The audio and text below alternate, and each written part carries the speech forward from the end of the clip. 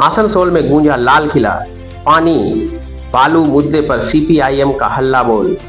आसनसोल में पेयजल संकट और अवैध बालू उठाव जैसे गंभीर मुद्दों पर सीपीआईएम ने शुक्रवार को आसनसोल में जोरदार प्रदर्शन शुरू किया। जिला शासक कार्यालय में डिपुटेशन सौंपा। सुबह से ही लाल झंडों के साथ कार्यकर्ता और समर्थक रैली निकालते हुए शहर के सड़कों पर उतरे, नारेबाजी करते हुए जिला शासक कार्यालय तक पहुंचे। इस डेपुटेशन में सीपीएम राज्य कमेटी के नेता पार्थो मुखर्जी, गौरांग चटर्जी, जहां आरा खान, तापस कवि सहित बड़ी संख्या में पार्टी कार्यकर्ता मौजूद थे। जिला शासक कार्यालय के बाहर लंबी सड़क सभा हुई, जिसमें वक्ताओं ने सरकार और प्रशासन को पानी संकट और अवैध बालू खनन पर घेरते हुए तत्काल कार्रवाई की मांग की।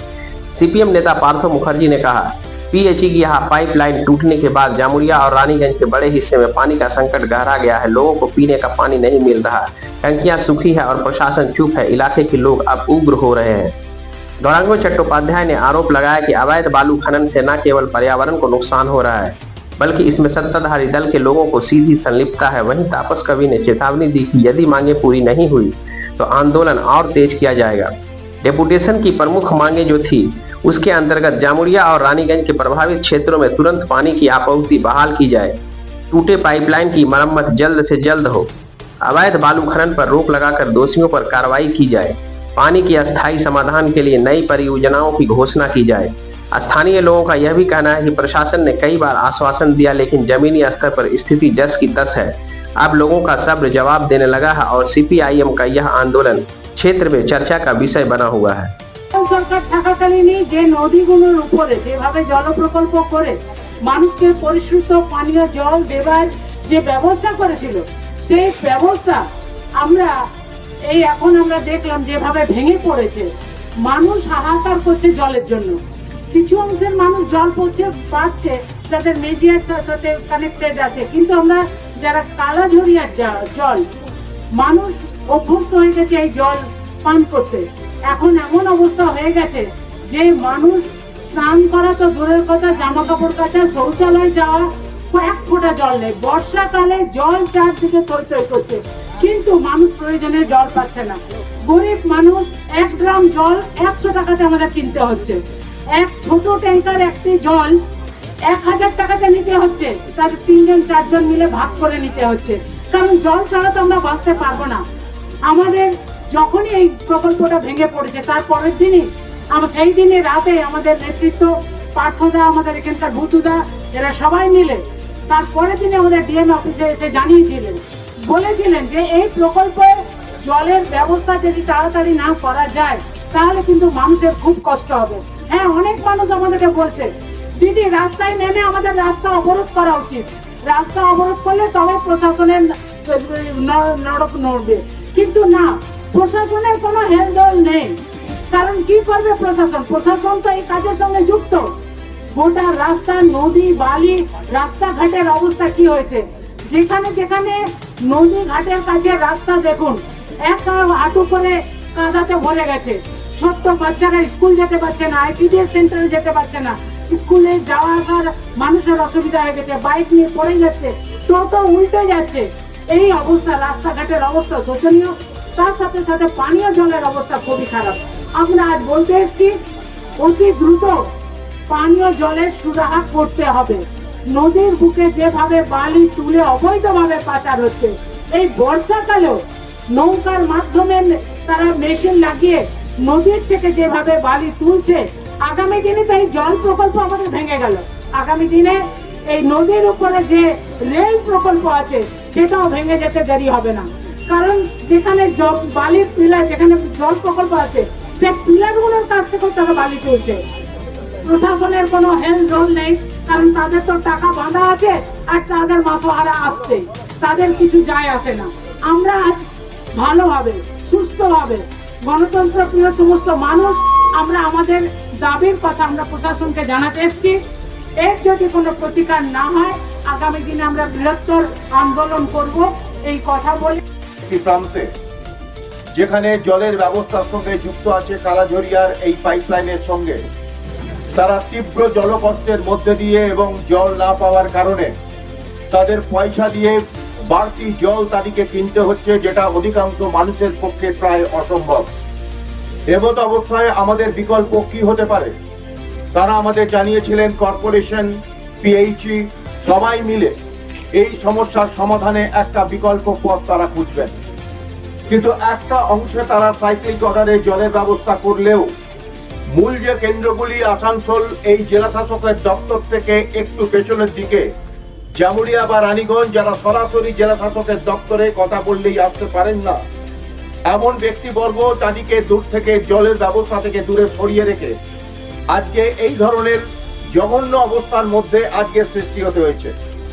এই কারণে আমরা বলেছিলাম খুব স্বল্প সংখ্যক মানুষকেই আজকে প্রথম আবেদন জানাবো, কিন্তু যদি আমাদের সমাধান না হয় পরবর্তীতে কিন্তু আমাদের আন্দোলনের জল না পাওয়ার কষ্টের যে আন্দোলন, জল না পাওয়ার আন্দোলনের যে কষ্টের যে আন্দোলন, সে আন্দোলনের প্রতিফলন ইতিমধ্যেই জামুরিয়া বা অন্যান্য অংশে মানুষ স্বতঃস্ফূর্তভাবে ক্ষোভ দেখাচ্ছেন।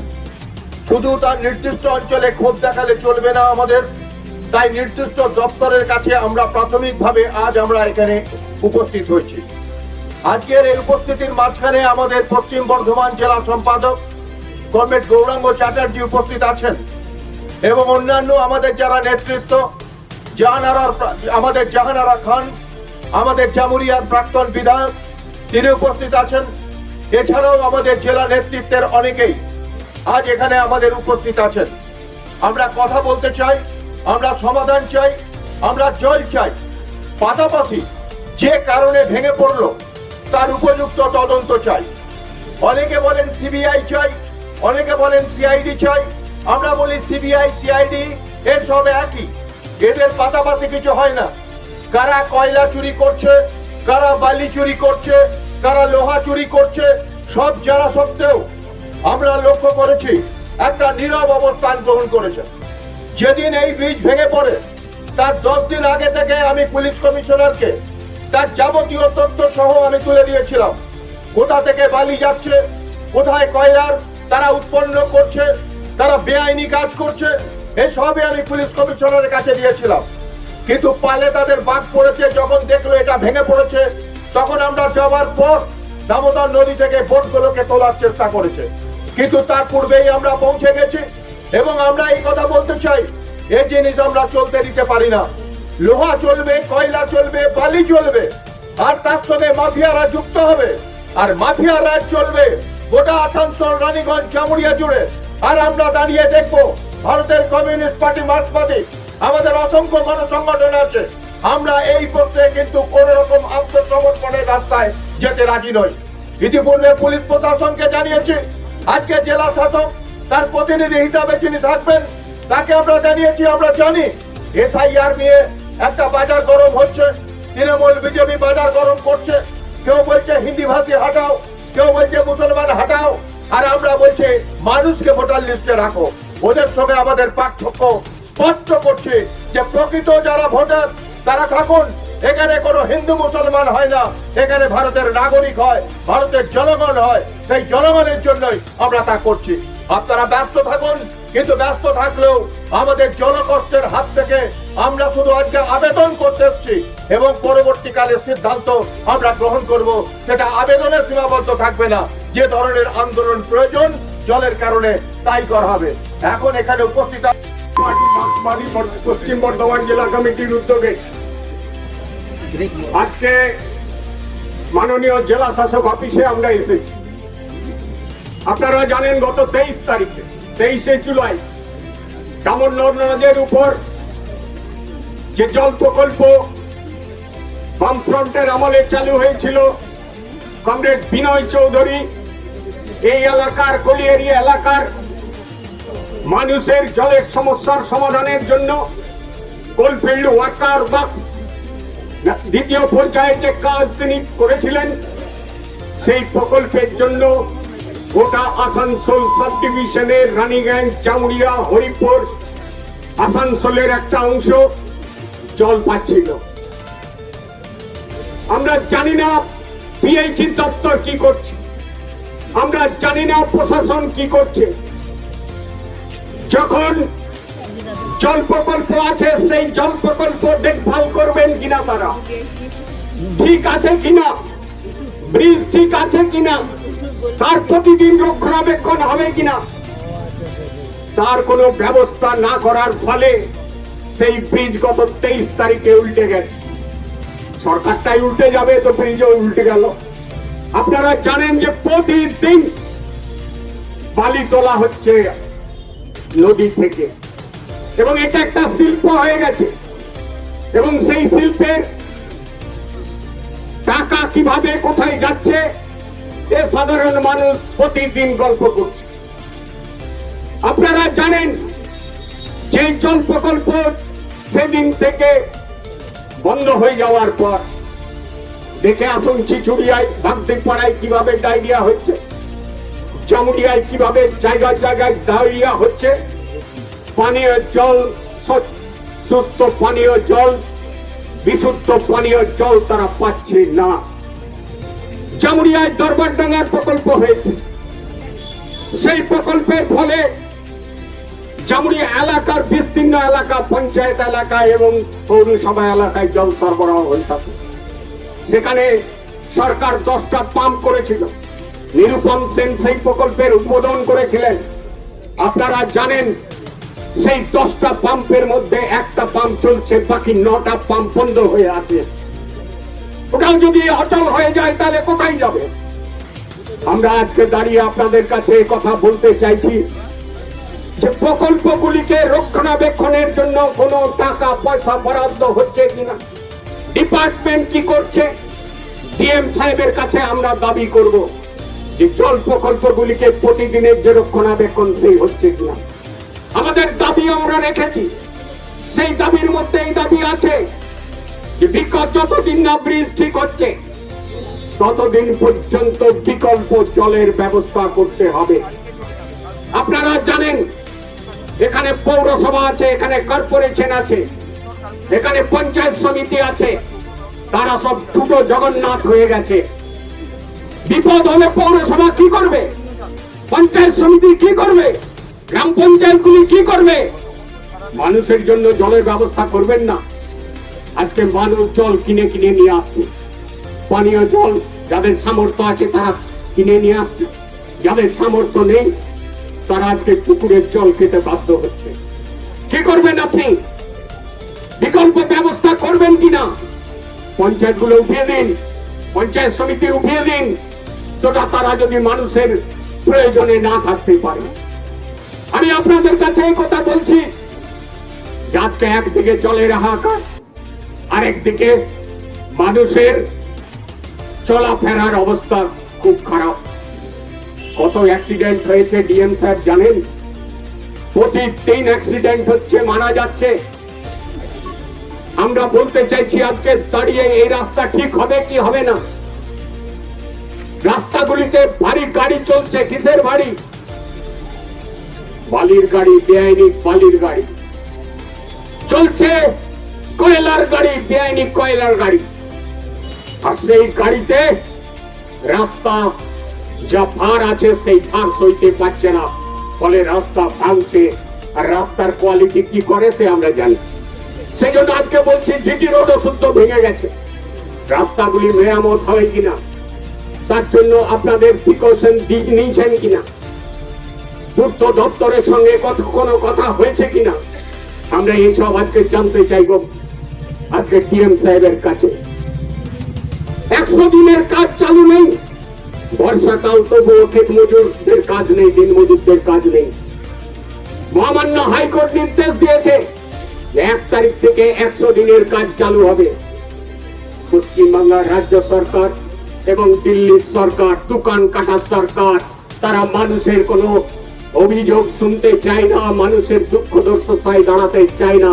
সেই জন্য 100 দিনের কাজ আজকে চালু করার কোনো ব্যবস্থা করলো না। সেই জন্য আমি আপনাদের কাছে আজকে দাঁড়িয়ে বলতে চাইছি, এই দাবিগুলিকে নিয়ে আমরা ডিএম সাহেবের কাছে যাচ্ছি, পরে আমরা দাবিপত্র আপনাদের কাছে পড়ে দেব। আমি আপনাদের কাছে মানে দাবি জানাতে যাবেন জলের জন্য।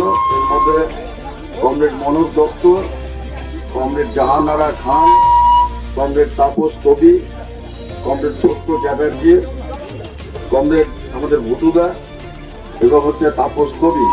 এরা এখন হচ্ছে যে ওখানে যাবেন বেরিয়ে গেছে নাকি? হ্যাঁ, ঠিক আছে। তাহলে এরা এখন যাবেন এবং যা দাবি জলের যে ব্রিজ যেটা ভেঙে গেল,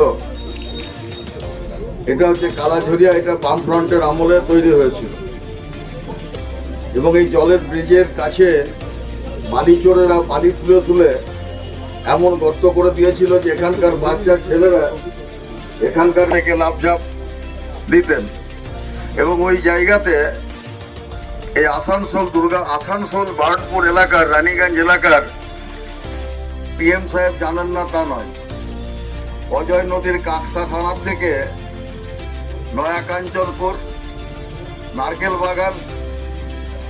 বাগান, কৃষ্ণপুর, গৌরাঙ্গপুর, কোটাল পুকুর, মশান বালিঘাট, কাহানিয়া, বনকাঠি বালিঘাট, নারকেলডাঙ্গা বালিঘাট, বসুধা বালিঘাট, এই 9 জায়গা থেকে চোরাই বালি উঠছে। সরকার কি জানেন না? ডিএম সাহেব জানেন না? লাউদোয়া ফরিদপুরের নতুন ডাঙ্গা, বেলতলা বালিঘাট, পানশিউলি বালিঘাট, মাধাইপুর বালিঘাট, রসিকডাঙ্গা পিওর সামলা বালিঘাট, ভাবুরিয়া বালিঘাট, গৌরবাজার বালিঘাট, পাণ্ডবেশ্বরের এই এতগুলো জায়গা থেকে বেআইনি বালি রোজ কলকাতায় পাচার হচ্ছে। ডিএম সাহেব আর এখানকার পুলিশ প্রশাসন কি জানেন না? 36 বালিঘাট, শ্যামলা বালিঘাট, কোদা বালিঘাট, এই জায়গাগুলো থেকে রোজ চোরাই বালি হচ্ছে, পাচার হচ্ছে, এটাও পুলিশ জানে। বারাবণী থানার অন্তর্গত হচ্ছে আম্বুলিয়া বালিঘাট, রুনাকুড়া বালিঘাট, পারুলবেরিয়া বালিঘাট, সালানপুর থানার মধ্যে জিতপুর বালিঘাট, এইগুলো হচ্ছে যে চোরাই বালি প্রতিদিন উঠে যাচ্ছে অজয় নদীর থেকে। জামুরিয়া থানার অন্তর্গত চুরুলিয়া লোদা বালিঘাট, বরতলা বালিঘাট, ভিরকুলটি বালিঘাট, এই সমস্ত জায়গাগুলো থেকে প্রতিদিন বালি চুরি হচ্ছে। শুধু তাই নয়, সালানপুর থানার মধ্যে হচ্ছে যে আপনার চিত্তরঞ্জনের যে নামকেশিয়া, জিতপুর, উত্তরামপুর, এই সমস্ত জায়গাগুলোতে অজয় নদীর তলায় ব্লাস্টিং করে হচ্ছে, পাথর তুলে নেওয়া হচ্ছে, নিয়ে বিক্রি করা হচ্ছে।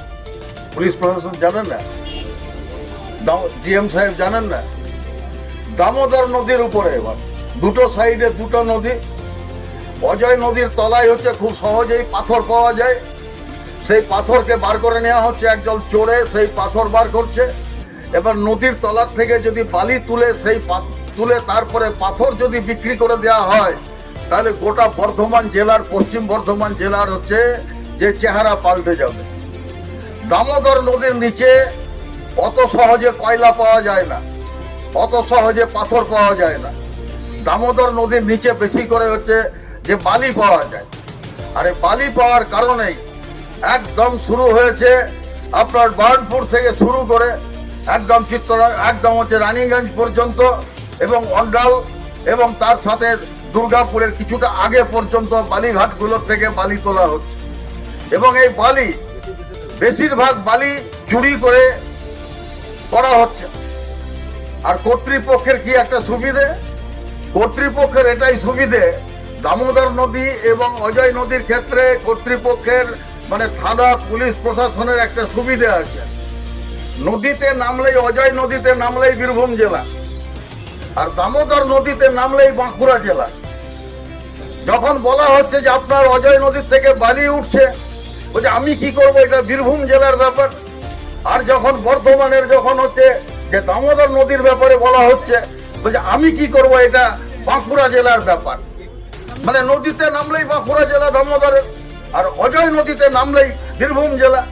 এখন এইভাবে বালি চুরি করে তুলে একটা জলের ব্যবস্থাকে নষ্ট করে দেওয়া হলো।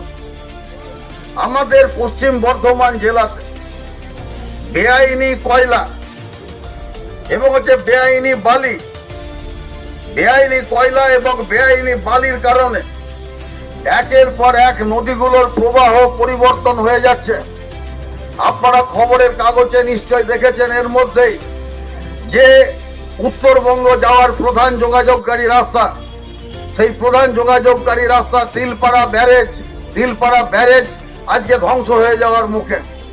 এখানে এই যে আপনার যে কালাঝরিয়া প্রকল্প নষ্ট হয়ে গেল। অর্থাৎ এখন বর্ষাকালে এত জল আসছে দামোদর নদীতে যে একদিকে বরাকর নদীর জল আর একদিকে মূল দামোদর নদীর জল, দুটো নদীর জল তারা একসাথে প্রবাহিত হচ্ছে। অতএব এই মুহূর্তে কারো ক্ষমতা নেই যে ওখানে হচ্ছে যে ওই জলের ব্রিজকে তৈরি করে যতক্ষণ পর্যন্ত না দামোদর নদীর জল কমে। কিন্তু সরকারকে কি করতে হবে তাহলে? সরকারের তো কাজ আছে, চোরেও কমসে কম নিজের এইসব এলাকাতে কয়লা চোরেরা বিভিন্ন জায়গাতে কয়লা চুরি করে। তা কয়লা চুরি করার সময় কিছু পয়সা দিয়ে সার্ভেয়ার পুষে তখন ওরা ঠিক করে যে আমার বাড়িটা কোন দিকে আছে বলুন দেখি, কমসে কম ওখানে আমি ফুটাবো না, কারণ ওখানে ফুটলে পরে আমার বাড়িটা ধসে যাবে। চোরেও কমসে কম দেখে। আর আমার জেলার পুলিশ প্রশাসন, আমার জেলার সাধারণ প্রশাসন,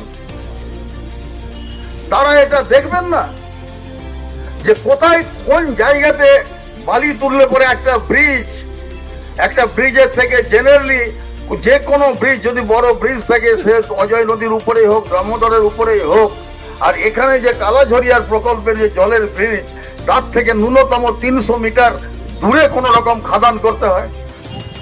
যেখানে তার গায়ে খাদান করে দেওয়া হলো, বালি খাদান করে দেওয়া হলো তার গায়ের মধ্যে, দেখা হবে না। মানে কত রকম বেঈমান বিশ্বাসঘাতক থাকে, মাফ করবেন।